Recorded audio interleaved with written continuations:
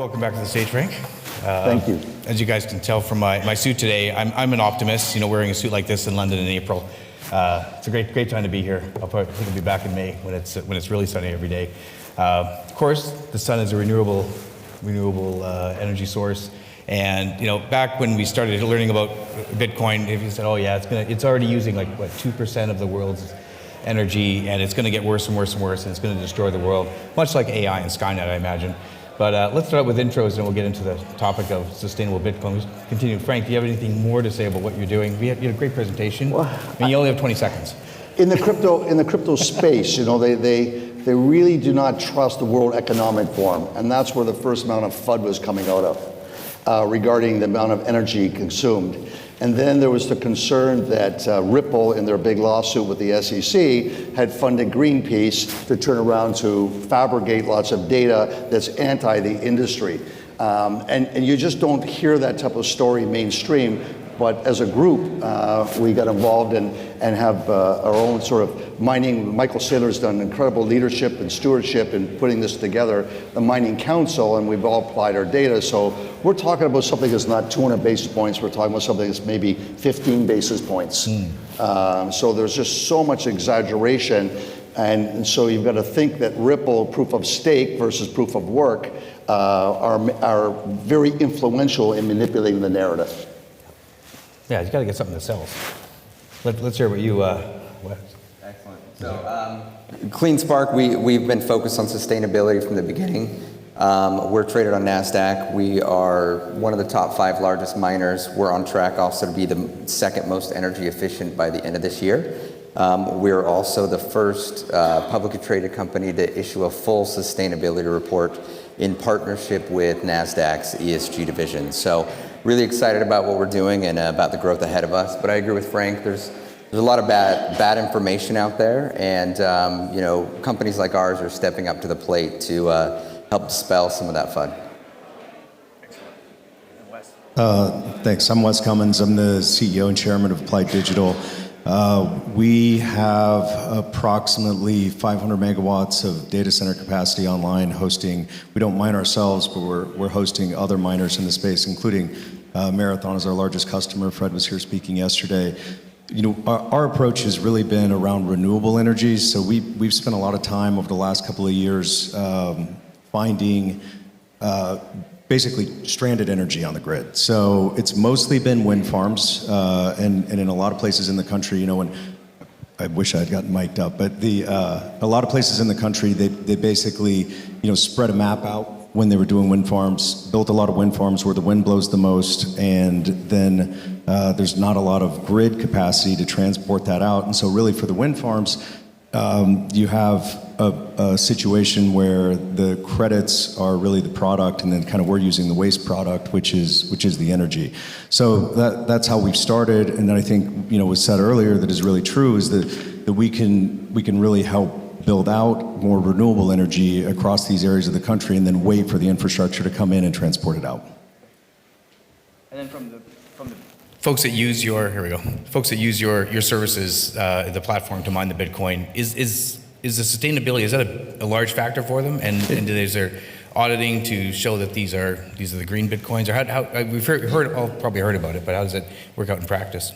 Yeah, it is a big factor. I mean, sustainability is a big factor for us and for our customers. There's a lot of different data that you can use. You know, I think a lot of people probably saw an article out of the Times recently. I think it was published on Sunday that basically, you know, implies that it effectively implies that anything that's added to the grid is based off of carbon sources. But in the cases where we are, the fact of the matter is, a lot of the wind farms, the price would actually run negative, and many of the times it runs negative on the grid, and to the point where the windmills are actually curtailed. And so with us going in there, you can actually create a better return for the wind farm owner, let them go build new assets. But if you look at it in a holistic approach, you know, I think our customers care, we care, but there is a big benefit to the renewables that are already built in the U.S., and that'll basically translate into more renewable builds. And sorry, where are your mining? Which countries? We have two About facilities geography? in North Dakota. So Okay. North Dakota is, I think, the 6th largest wind producer in the U.S. And by population, I think they're the 2nd smallest state. So it's a huge amount of wind energy and not a lot of consumption in the state. The other facilities in West Texas. And yours? Excellent. We're mostly out of Georgia. Georgia's unique in that there's actually nuclear power being built in the States, one of the few places it's actually being done. Wow. But Georgia is finding itself as a net exporter. It's sending that power out to other states, and with the nuclear power plant that actually went significantly over budget, we're doing a lot to actually keep those economics in state. We're also building a lot of infrastructure, substations, things like that, to consume that power. And we're doing so in rural neighborhoods. So from a sustainability point of view, we're looking at, carbon-free power coming from, a lot of sources. Nuclear is something that we really like. It's baseload power that never goes away. It's baseload that needs to be consumed. And it actually can help reduce the energy rates for the communities around us. And so that's where we've been focused. We are also in New York. And the facility that we're at in New York is directly connected to a hydro dam. So we really do focus, again, 92% carbon-free power is our focus, and want to continue to improve that as we go forward. Love it. And sorry, for so wind and solar, you're kind of at the whims of the earth. And the dams, I guess you can control the flow. Is nuclear, you said there's a base load. How much can it fluctuate? Like, is there? With nuclear, there's very low fluctuation. When you turn it on, you want to keep it on. So what we're actually doing is we're helping consume that. What grids do, because we do stay grid connected, Bitcoin miners, in addition to consuming power, they can also help balance the grid. So, CleanSpark, our original background, myself, is actually in the energy space. So we were in the microgrid space, and so we were all, batteries, solar, things balancing the grid. We consider ourselves part of the macro grid space now, where we're really in there helping the utility providers balance that grid. We are actually the largest consumer of power in the utility that we operate in, and so we're a critical part of their load scheduling. And to help balance an entire 2,000 megawatt load is an important function that we hold. And Frank, you've got So Canada. we're green and clean, and we started in geothermal in Iceland. Right, yeah. And then we went to Sweden, and the hydro dam is a touchdown pass away, as they say in Texas.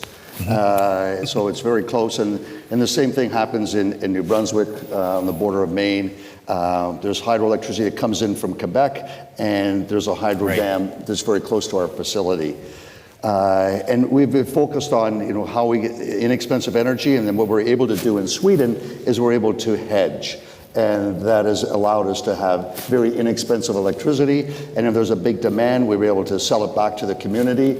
And so we've been running this treasury function for several years. And that's helped us in having other sources of revenue. But it's very focused being green and clean and to be globally diversified. We thought, and I have to agree with Jamie from HUD-8, the CEO, and Texas was becoming a crowded trade. And you saw everyone going there, and now you just see all the politics happening. So we've seen the politics no matter where we go, and we want to make sure that we're globally diversified. And when it comes to Canada, we have different provinces because each province functions like their own little country. Oh, yeah. As you well know. Well, we have actually about 13 different securities commissions too, so we're fantastic. Yeah. So let's talk about the perfect segue for the other kind of sustainability, financial sustainability, balance sheet and such, and dealing with the fluctuations of Bitcoin. You saw it moves around. Your stock price moves around a bit more, of course. But how do you guys deal with making sure that you have what you need to keep the businesses going? Well, it's treasury management disciplines, and it's running like a hedge book as a treasury discipline.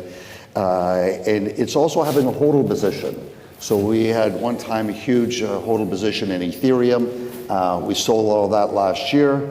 We rolled it into expanding our Bitcoin, adding 2 exahash onto our footprint. And I think that's what's, when I look at it, that's so important that you function, that you have to have a hodl position You do get in Canada the mark-to-market, so in a rising market, you will get a lift in your pricing. Supposedly in America, that will change by September. But we did notice that companies in both the rise and the fall, if you didn't have a hodl position versus you had a hodl position, that how that ecosystem of people I showed you, all those social media, they value differently on your hodl position. So you can't sell it all. And because they will give you a downgrade. And so we manage that it has a big surge, that we'll sell some to buy machines. We did sell some in the fall to buy, when the cost of machines went from $100 a terahash down to 10. Oh yeah, that's a good We trade. upgraded our whole suite, and we sold coins to do that, and it's worked out well for us. So we will sell coins on volatility. Love it. And yours with the, you Yeah, guys holding everything, or? We've actually approached it very differently than everybody else. So my core belief is strategy over ideology. And so when Bitcoin was still, 60, 50,000 last year, we noticed that there was irrational behavior happening in the market as far as the prices that people were paying for rigs. And we announced openly in the market in November, a year and a half ago, that we were going to sell. And so we started selling our Bitcoin, all the Bitcoin we produced, we pay our bills, and we invested that into more rigs for more growth. We like to think about it as using Bitcoin to get more Bitcoin. As a result, we've grown the most aggressively through the bear market. It positioned us incredibly well. According to our data also, it essentially turned us into a dollar cost average approach as we were selling. And our exit prices on our sale of Bitcoin have been substantially higher than still what the market is showing. So we've chosen to take that decision. At the same time, again, strategy over ideology, we are seeing the tides turn. And what you'll notice is our HODL balance is starting to increase now. So we continue to use Bitcoin to pay all of our own bills. We do not use dilution for that. All of our stocks that we sell into to raise equity capital is used for growth and only growth. And so Bitcoin supports our operations, and what we have left over, we are going to continue to hodl and start to build that balance, because the time has come to, basically shift tides. And that's how we've approached it, is using real market-based decisions, and that's how we've managed our capital. And that led to, Frank actually had a slide up here that showed us as the most dilutive company last year. But I was going to ask about that. Wasn't sure if that was a good thing. Yes. No, I think it's great because, Anthony Powers. Yes. So we actually like to own it. We grew over 238% for 70-some-odd percentage dilution. And we look at that as, I'm one of the largest shareholders. I think that's a fair trade. If you can grow, 3x for an investment, that's the investment you make. And so we have a very aggressive growth strategy, but we also have one of the lowest shares outstanding in the space because of timing of that capital. So yes, we diluted in a bear market, but we also acquired rigs for really an 80% discount for the majority of what we've done, including a very large acquisition that we announced on Monday of the latest generation systems that will really double our hash rate. So.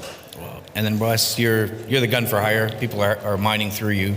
How's it work with your P&L and such, and what affects it? Because you're obviously not selling the Bitcoin; it's going to the other folks. So for us, just the way our business is structured, so we don't touch the actual Bitcoin. That's for our customers to do.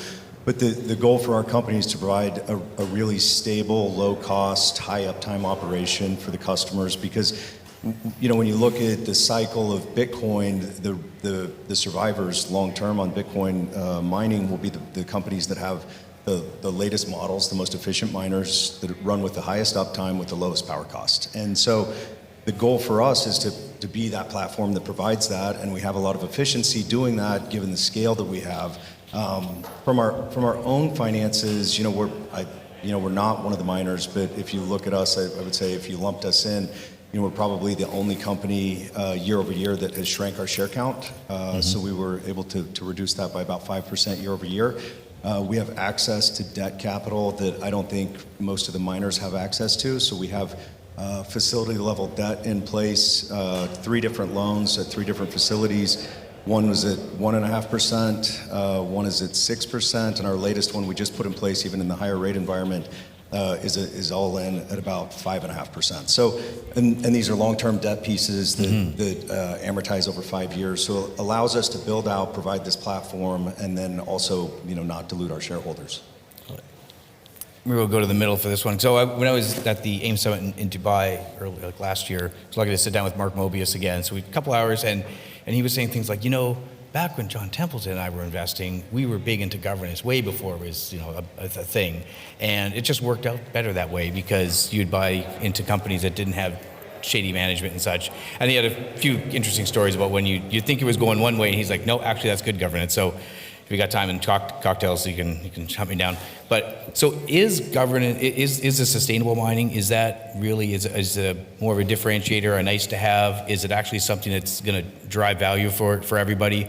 And are there folks that are just, cutting down trees and burning them that are making more money, and is that like a viable alternative?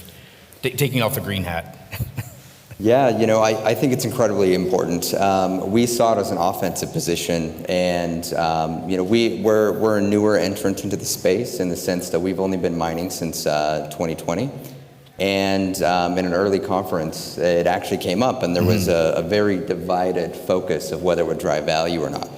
And we've always been advocates that it will actually drive long-term value because it won't be accepted.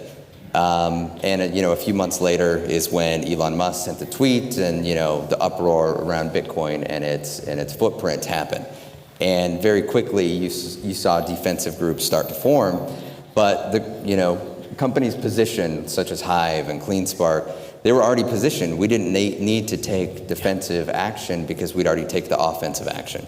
So whether or not the regulators try and push one way or another, or whether hedge funds push one way or another, it's always better to be on the right side of what that decision is most likely to be. So I think if nothing else, it's very protective on a long-term investment strategy to be on the right side of that question when and if it comes up, and it has clearly come up, and it's proven out to work well. We've even seen some of our peers that have had to abandon facilities that were backed by coal, for example, and move to more green facilities. So that's a lot of investment that ends up going to waste. And so if you start on the right foot and you're using low carbon power, you're going to be better off. Cool. And then Frank, you have that question or an optional one. How can you tell if a Bitcoin miner is greenwashing? Or is there an easy way to audit this? I mean, we just know where we get our electricity from. Yeah. But what I do share with you is that when I commented a couple years back at the Bitcoin mining conference that I believe that if you have a green, clean coin and you hodl it, it's going to have greater value. It's going to be like a piece of art. And because there's a cap at 21 million coins, so anytime you cap something like Mao, Andy Warhol, every year he came up with 1,000 prints of Mao, just change the color. One year it's a pink face, next year it's purple, and then it's green. And those went from $1,000 to 10,000 to 150,000. Unlike Bored Ape, it probably hasn't come down. And so I think that's what will take place. So if we mine, and we mine a coin that's not, we do these other coins using our GPU chips, we immediately sell those because they're not green. But the crypto eco people, they got so upset. How could you say the fungibility, they should all be the same? And I find it's really interesting that they're so hardcore, the crypto ecosystem of how they think and how they function. So they really don't care that it's green. They care that it's just fungible.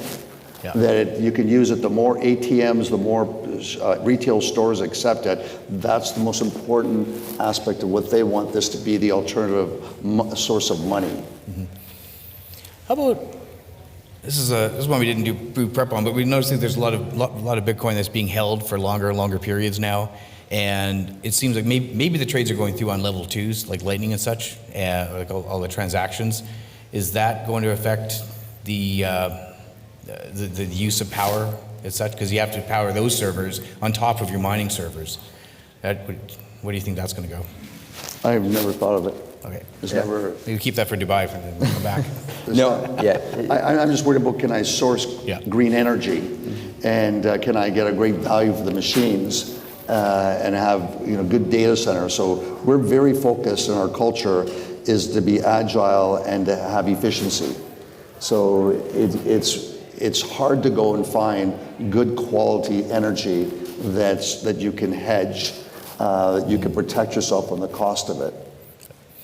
And how about on the continuum of use? Because I mentioned that 200 basis points, and then Frank, you mentioned 15. Are we at peak power usage for Bitcoin?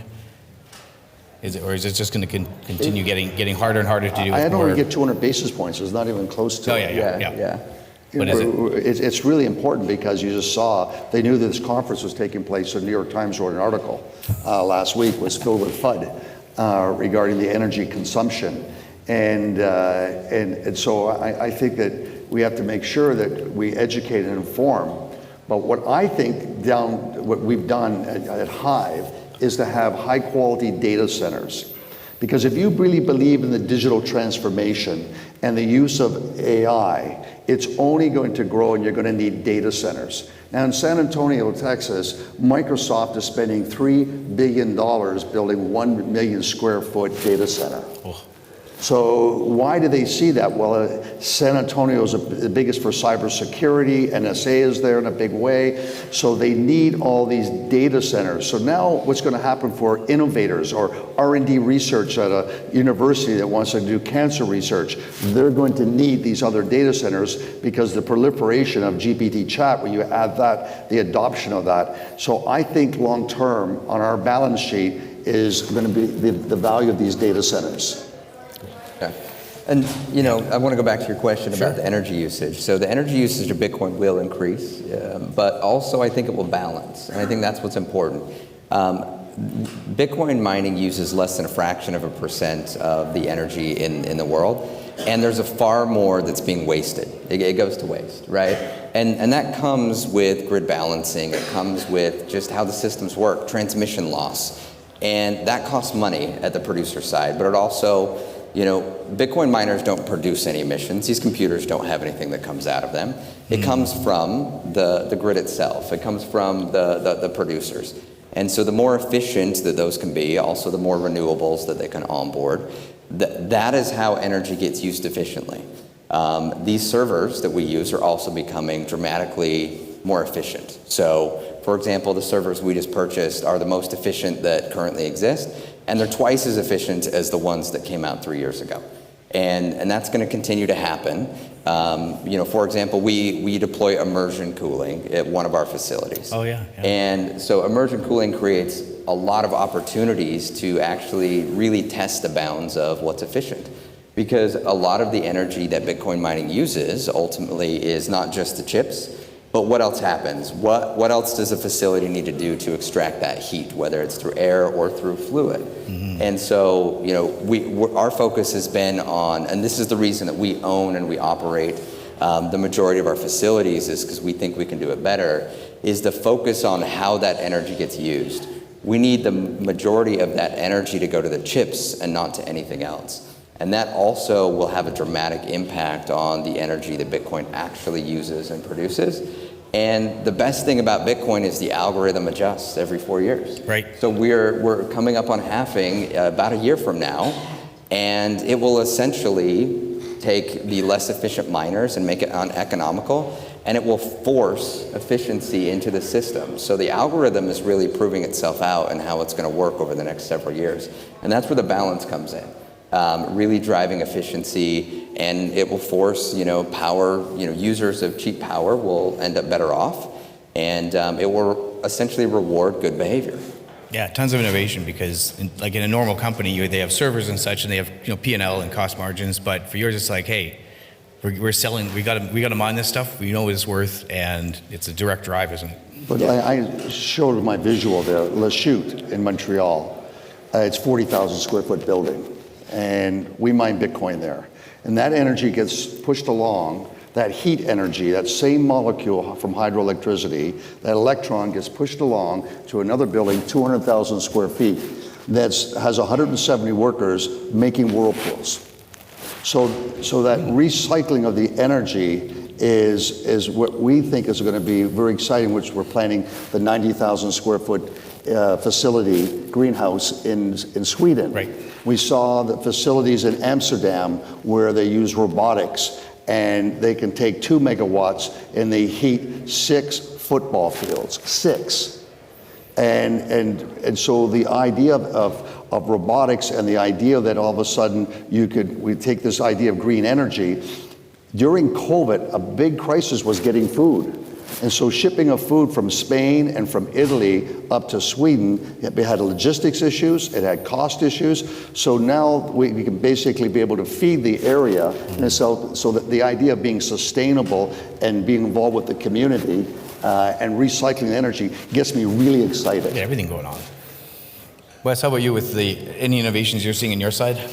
Well, I'm just going to go back on the energy portion for a second. That I do think we're close to peak energy for the Bitcoin network. As the miners get more efficient, so the machines, as Zach said, the machines are getting significantly more efficient as you come into the halving event. And then there's, from Bitcoin mining, there's kind of a natural sunset, a decade, a little over a decade. 2140. Are you guys out of business then? Or how's that work? So I don't think people are out of business, but from a Bitcoin mining perspective, you kind of have this, kind of natural progression inside of the market. The energy use will go down, and you go back to more of just a transactional level, and back to being the most efficient miners and the most efficient, processors of those transactions will survive.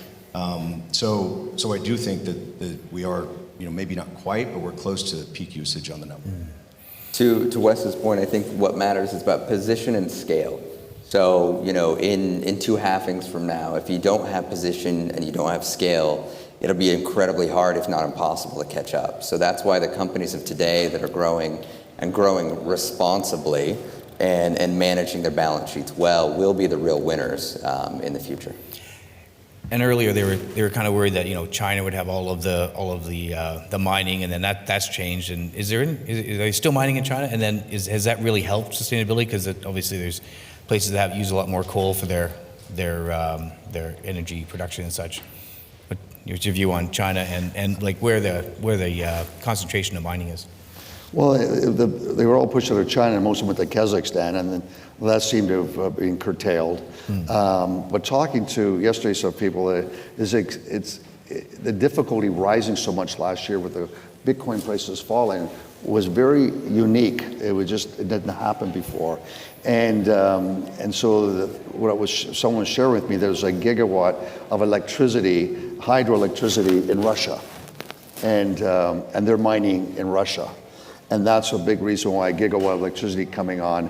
And so you're seeing that, because I try to add up all the numbers you put on and other people, it just makes sense that you have this 60% difficulty rise. Yeah. And so there are other places that are desperate for, I guess, US dollars.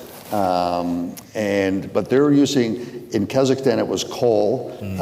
They had burnout issues there, so that's sort of shut down. Okay. And so I think that some of the countries in Latin America were part of the add-on, but I don't think China is really that big. They're more focused on their digital currency being backed by gold, because they needed to have that, because they tried to do this trade with Saudi Arabia 8 years ago, then again 5 years ago, and they would not take their currency unless it was backed by gold, even for a short-term trade. So you saw in December recently that they had a huge increase, a 30% increase of their gold.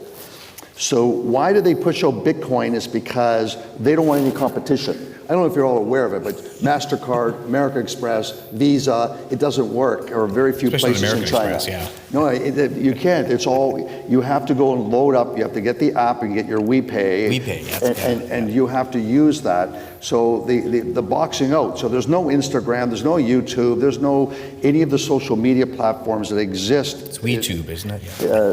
They have, it's their own contained system. So I don't think their currency will become that really dismantle the US dollar, because they want a closed, controlled system.